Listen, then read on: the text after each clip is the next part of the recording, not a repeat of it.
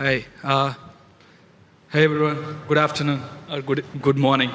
Welcome to our talk. Mining NDAs for fun and profit, gamifying vulnerability research. So this is Mohan Sriram Krishna Bedapati. I work as a senior security auditor at Cure53, a German pen testing firm, and I'm also a founder of Electrovolt Infosec Private Limited and Hacktron AI, which is where we develop AI agents to hack. And with me is Hi, myself Harsh Jaiswal. I'm based out of Dubai. I work as a senior security researcher at Project Discovery. I'm also working with Mohan on co-founding our startup that is Hacktron, where we are trying to make AI hack like us. Apart from that, I have published research at other conferences like EcoParty, NoNoMCon, and besides.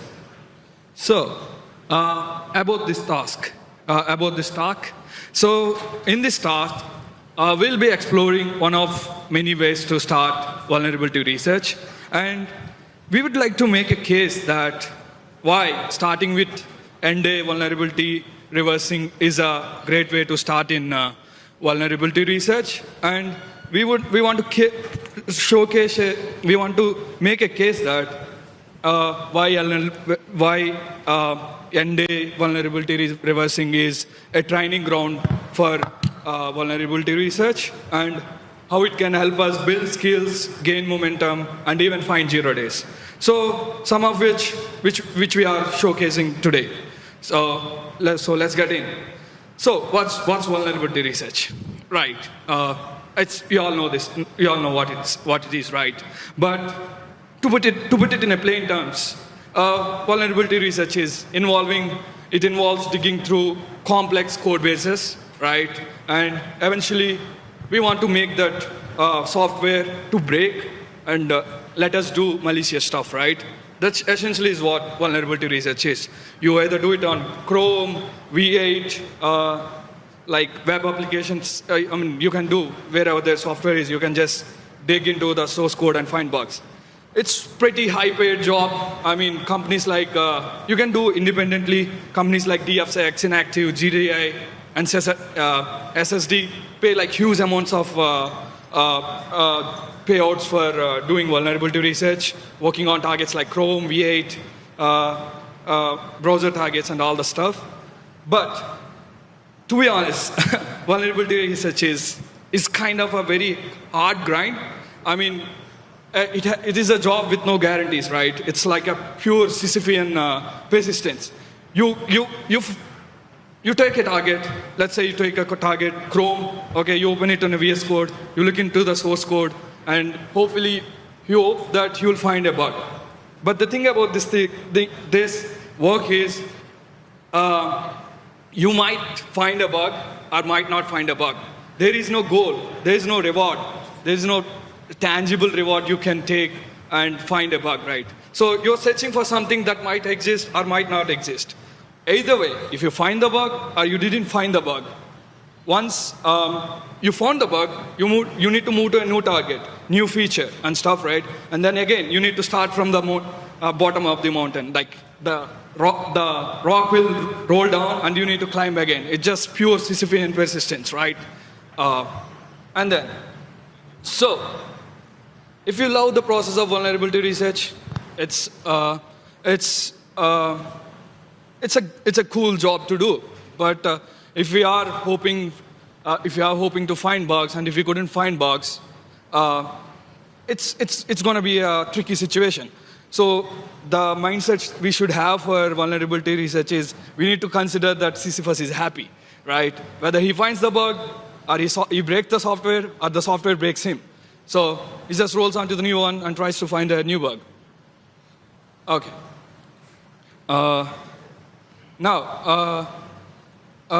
So naturally, Sisyphus is not happy.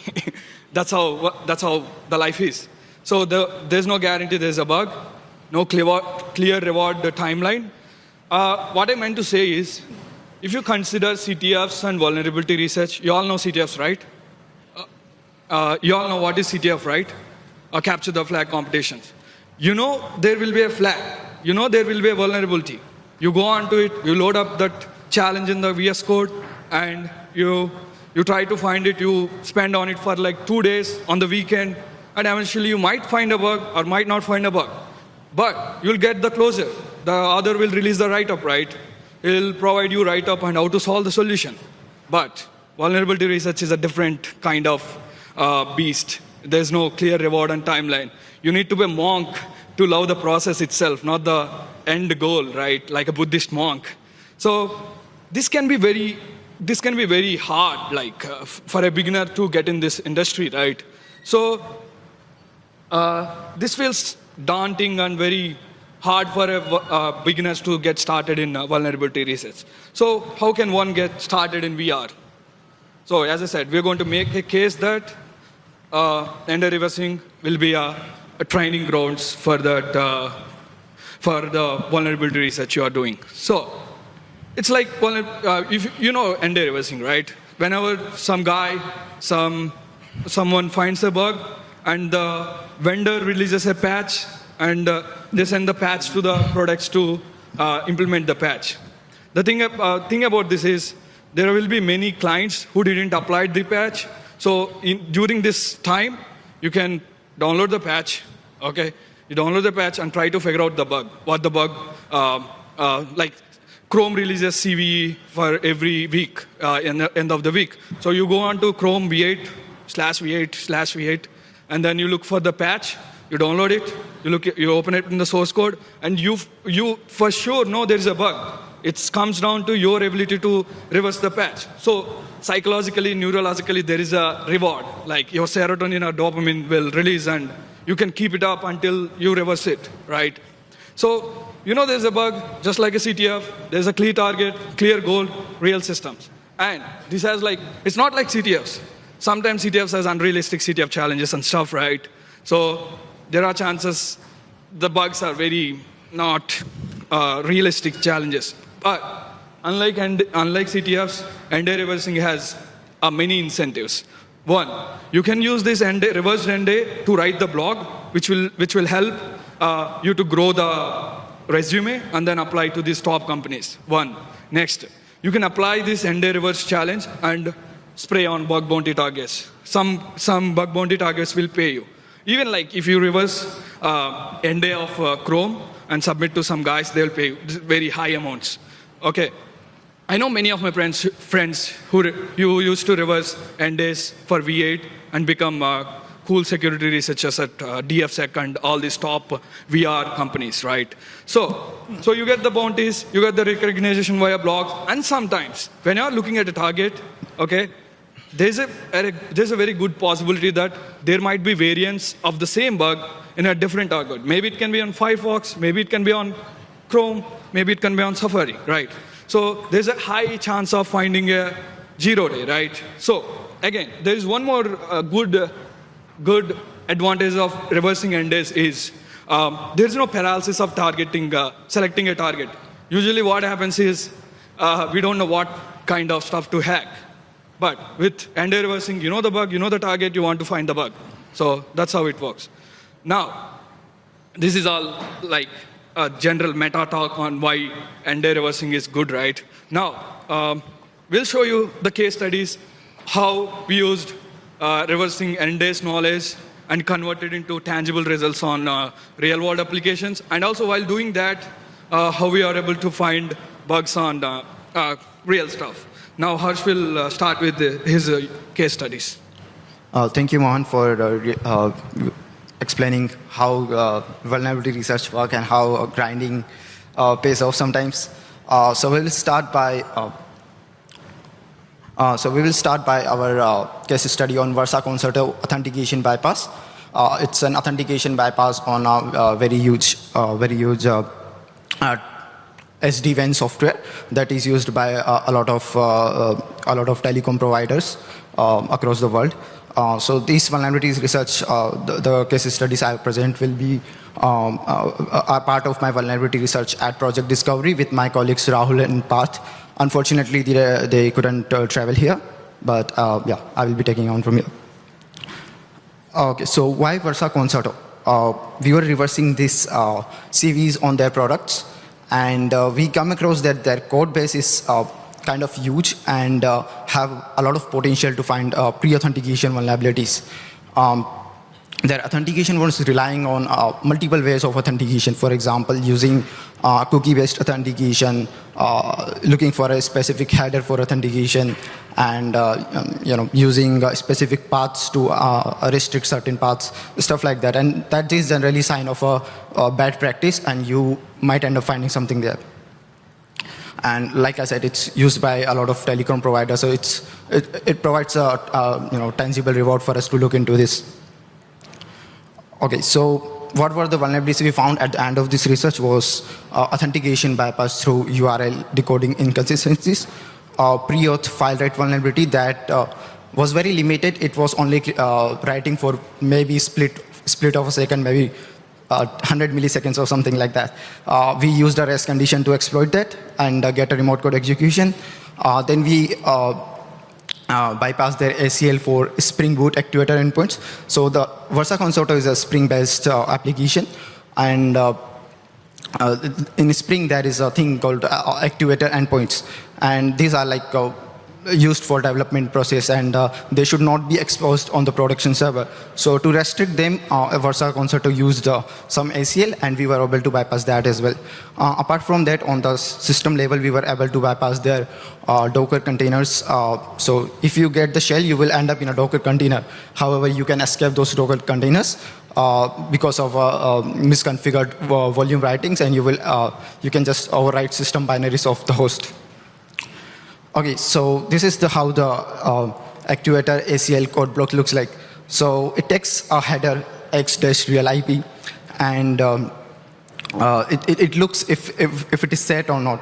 If it is not blank, that means it's set, it will block you, like it won't give you access. That means the request is coming from outside.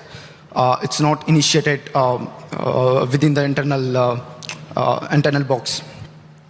So yeah, it's looking for a header called x-real-IP. So we were curious, where does this header get set in the first place?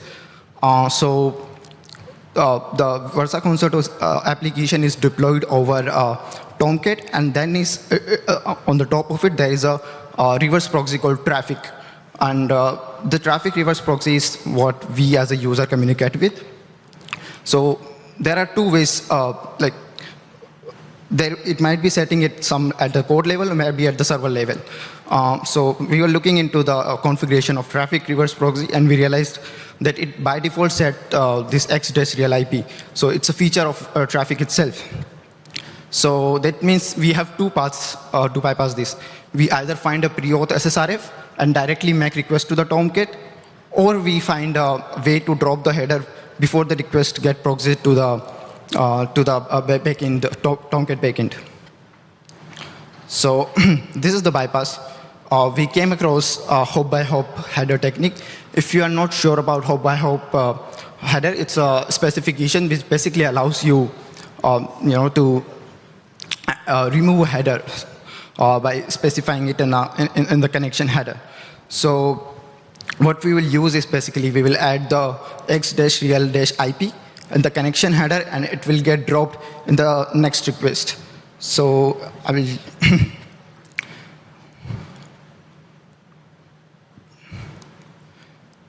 yeah. So I will show you how we.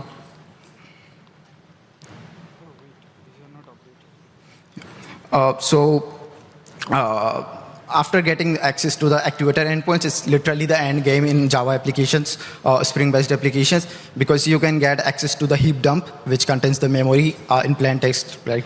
You can get the plain text credentials there and API access tokens and whatever there is. We were able to utilize that to get the plain text credentials, log in into the admin panel, or you can make requests to the traces endpoint under the Actuator path, which basically gives you the whole of request people are making to the server, which contains the session token itself. So you can log in as admin, and after that it was really a simple file upload RC. From there you can upload a malicious tar file, it's called security package, and just overwrite system binaries. They're quite easy from there. So that was about Actuator RC.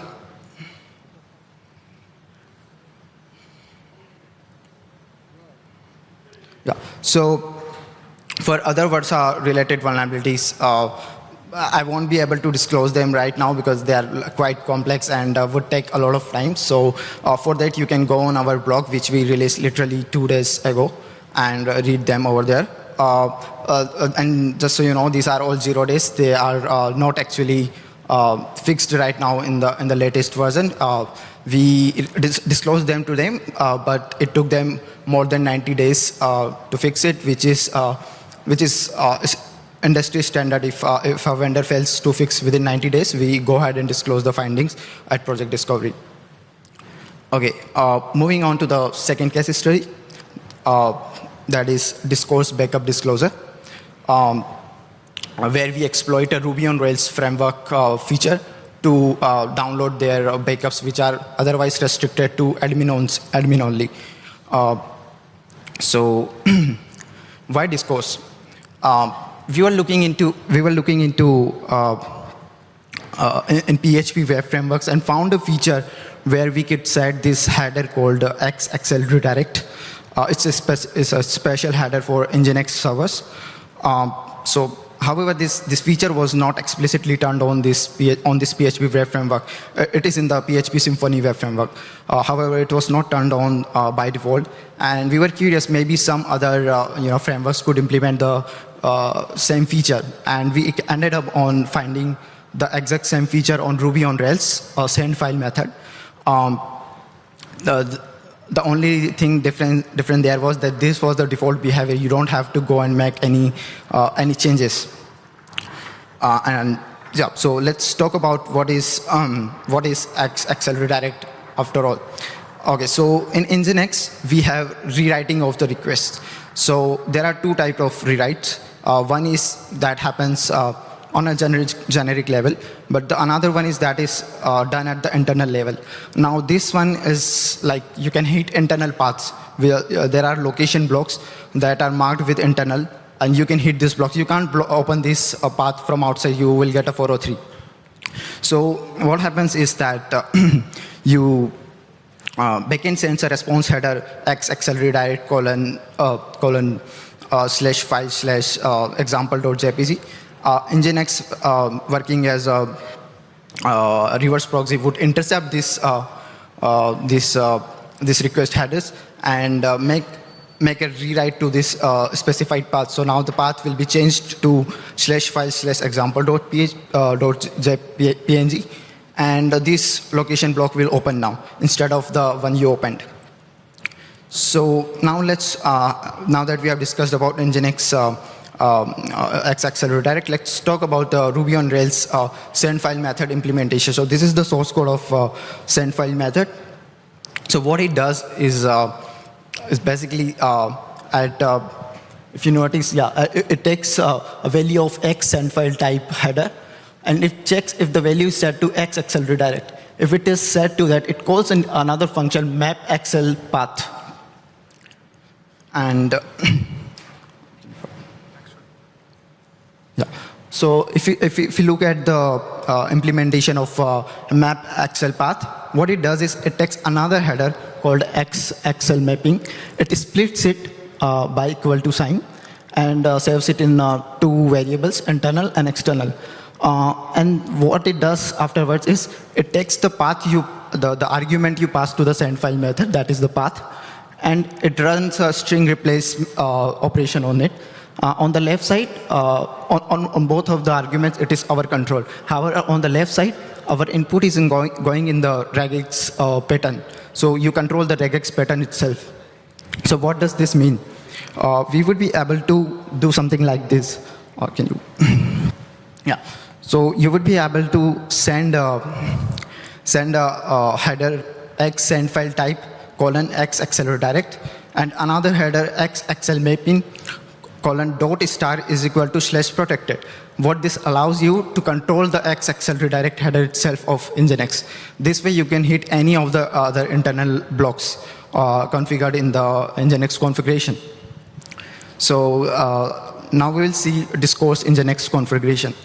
So by default, the backups, the database backups Discourse does is is stored within the public directory of the Rails application. However, they use Nginx configuration to block this access. If you see on the third block, there is /downloads, and it's marked with internal, and then you have alias public that will go back to there. So you can't just open this route. You will get a 403 at Nginx level. So what do? We find a implementation in Discourse where send file is getting used while being unauthenticated.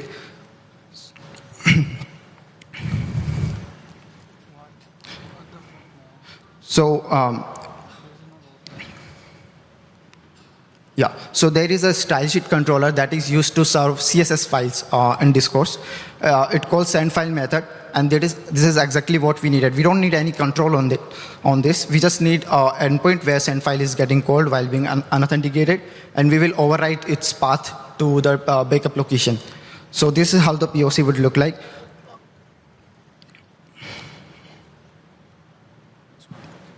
Yeah. So this is the style sheet controller. Where we are requesting a CSS. However, we specify the header x send file type XXL redirect, and we overwrite, we select .star to select everything and replace it with the backup location path. And now we are able to bypass and get admin backups. Discourse accepted this finding as critical and rewarded with $2,000. Yeah. Moving to GitHub Enterprise SAML authentication bypass. This is a specific bug in encrypted assertions within the GitHub Enterprise software. So why GitHub Enterprise? Again, we were hacking on GitLab, and GitLab had a recent SAML authentication bypass, and we were wondering maybe this not same, but similar type of bugs might end up existing in other SAML implementation, and that's how we started working on GitHub Enterprise. So how SAML signatures work? If you don't know about SAML, it's an authentication protocol which allows you to authenticate. It's kind of OAuth and single sign-on. So how SAML signatures actually work? It's quite simple. You have this assertion block. We don't have a lot of time, so I will just skip through the details. We have this assertion block, and we have this signature, and on the bottom, if we have assertion contents. So this is where the user information is stored. The IDP, identity provider, signs these details and adds a new block signature. The signature block have the signed info. The signed info contains the hash of the content. It's not directly signed, it's hash of the content, and that hash is then signed, and its signature is put in the signature value. So this is how SAML verification works. Now we will see where the problem is. You can skip ahead.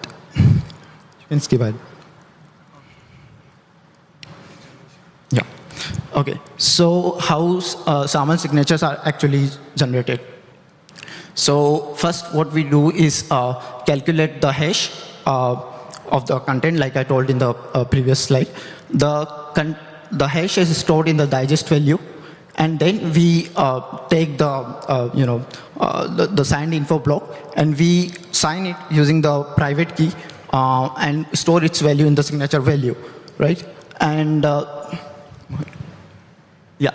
So how does the service provider verifies this message? What they do is basically remove the signature block and take the whole content, generate its digest or hash, and if the hash that is generated mismatches with the digest value, then it's digest. There is some tampering in the message, and you won't be allowed to use this message. However, if this passes, we move to the signature check. Signature check is pretty simple. We will take the signature value, and we will take the signed info block and verify using the public key.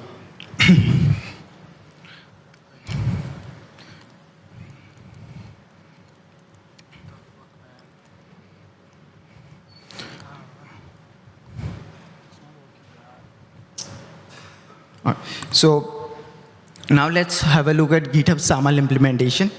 So firstly, we will remove all the, we want to make this library work standalone apart from the software itself. So what we will do is remove all the GitHub related gibberish from the code base. We will disable all the checks like expiry check and stuff like that, something that doesn't interfere with signature check, and configure it locally and start reading code and debugging it.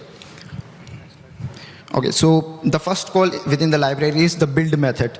What the build method does is pretty simple. It takes out all the, it first checks are you using encrypted encryptions. It will it will try to find all the signatures within the message. Signature is basically the signature block. It will try to find all the signatures. Then it will decrypt and change the document.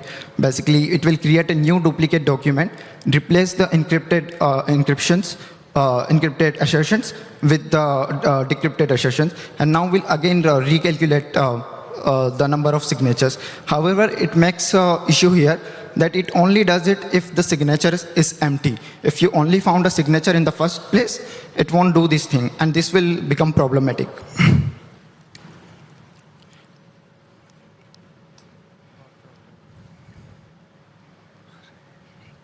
Okay, so this is how the before and after looks like.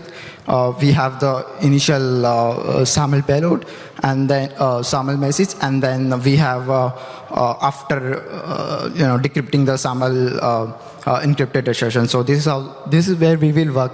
This will be left aside. This is where the library will operate. Okay, so this is where the valid function is where. Is where the initial checks start. All it does is calls multiple functions, make sure that none of the sub-functions make any error. If there's no error, it will start. It will consider the message as valid and verified. So, okay. So the first function it calls is the validate hash signatures. What it does, it checks if there is a root signature that is present on the top of the message itself. If it is not there, it will do check on the assertion itself. For every assertion, it will say it will check if there is a signature or not, and if there is a signature, is it belonging to the assertion or not. So that's how these checks will be done. And then there will be another check, the validate assertion digest values, which ensures the digest values the digest values matches the digest value found in the signature block. And after that, it basically calls the validate signature, which calls another valid function of another library, where it verifies the signature itself.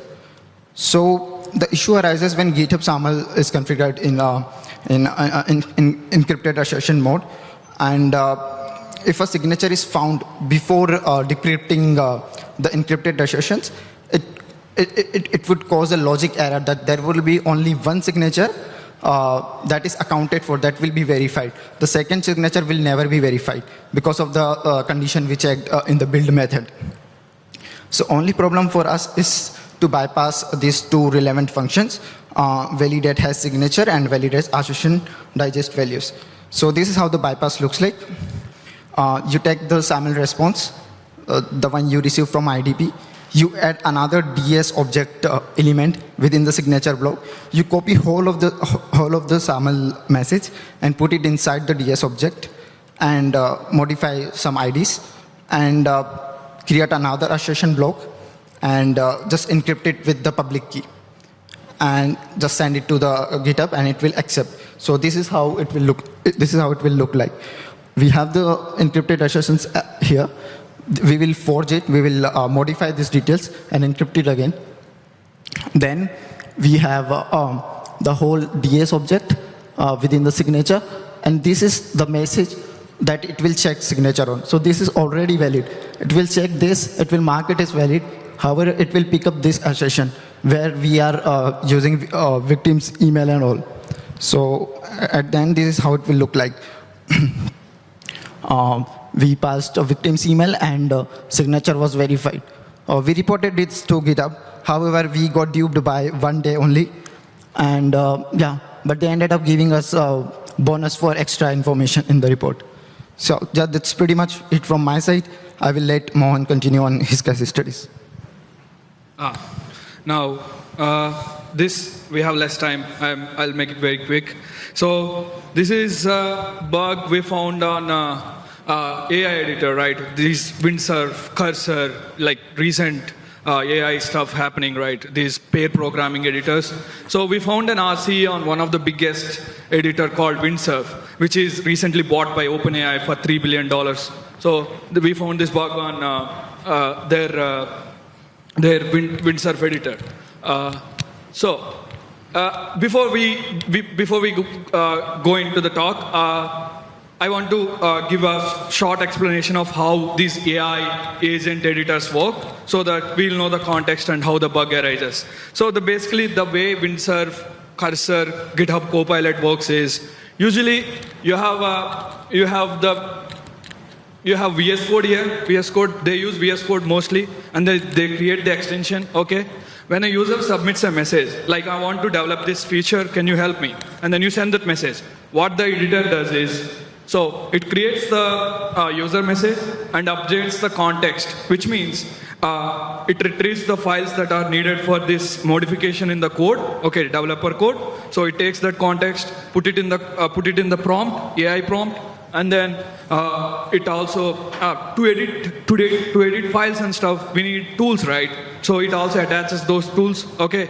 And then it builds the AI request called prompt. It's just essentially a big prompt text saying these are the files, this is what you need to do, these are the tools you have available. So do your thing. So it sends the request to LLM backend, okay?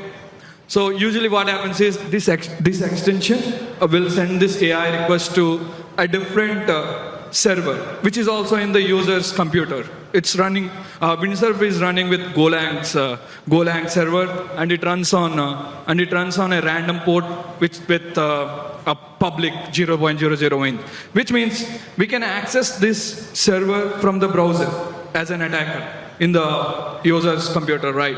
So basically, as I said, it sends the request to the Go server.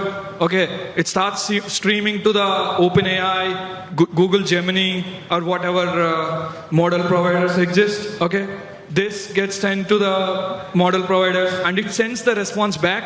Okay, and then when it receives the response, it parses the message from the AI models. Okay, and then if there are any tools calls, like I want to edit this file, if the AI says that I want to edit this file, this tool calling will parse it and make the edits in the extension. That's how basically it works. So extension takes the context and sends to the AI model sends the response back, and it makes the edits using these tools. Usually these tools are like edit file, search and replace, run terminal commands, asks some information. So these are the tools that gets run in user computer. The issue with this is this is running on a public, like 0.001, which is accessible to everyone on the computer, which means also we as an attacker.com can access this server. We just need to know the random port, right? So basically the way it works is we brute force the random port. Okay, we use a small script to brute force the random port from the browser, victim's browser. So we open the port and we'll figure it out. It'll be like n number of ports, but it's not an issue for us. And then we can actually, Windsurf is not using any authentication for this AI agent server. Okay, what happens is VS Code extension can send the AI request.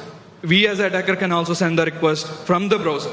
So it's not taking care of any authentication and stuff. So what we can do, we'll send the request. But there is a minor issue, which is it needs request header with content type application protobuf. It wants the request to be that using that header. But the problem is browsers doesn't allow you to send those requests. What we do, we just do the DNS rebinding attack. Okay, which is essentially like we open victim.com and put the A records of DNS to our attacker website, And then we'll run a loop that brute forces the ports and finds the ports and sends requests to this AI model. Okay, and then it runs in a loop. It sends, and then we kill our attacker server. What happens is we also added one more A record in DNS with 0.0.0. Now instead of it's going to our attacker server, it goes to the victim's AI server.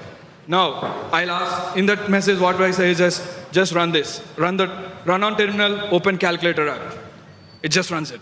Like AI obeys. And it pops the calc. I'll show you. Can we play? Yeah. Thank you.